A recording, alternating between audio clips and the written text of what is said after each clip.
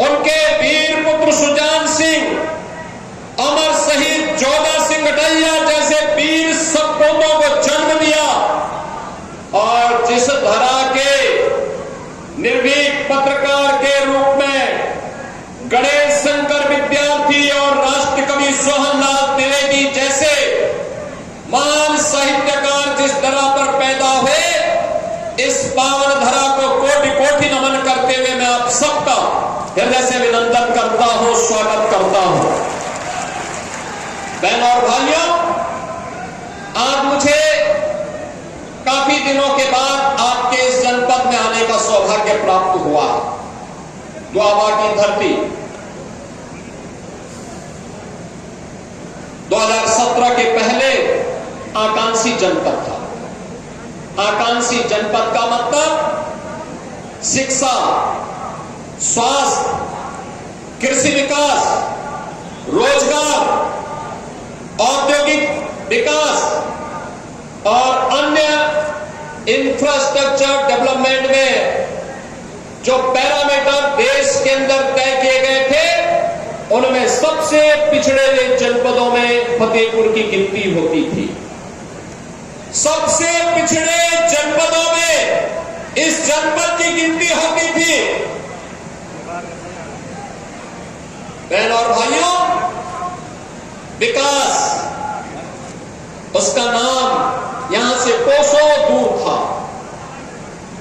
यह जनपद उससे वंचित था क्योंकि यहां का विकास का पैसा सेफई सिंडिकेट के द्वारा लूट मचा दी जाती थी।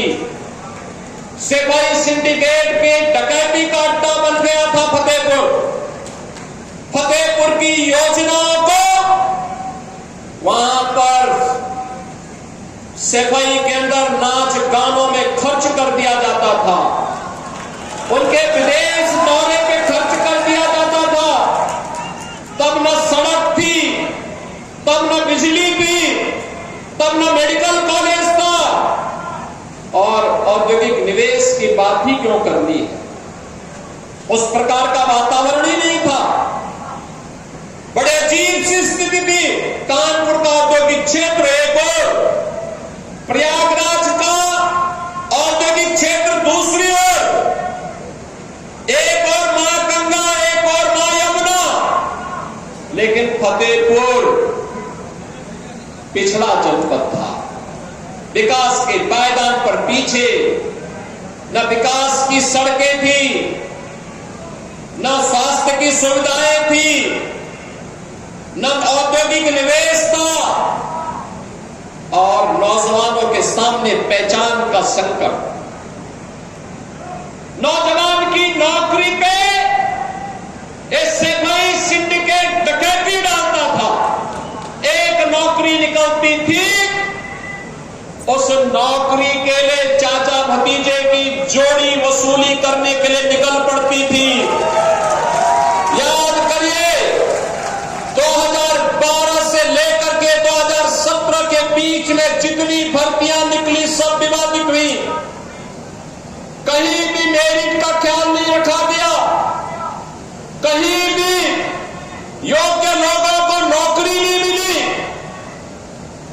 2017 के बाद प्रधानमंत्री मोदी जी के नेतृत्व में जब परिवर्तन हुआ, आज वो आप सबके सामने है।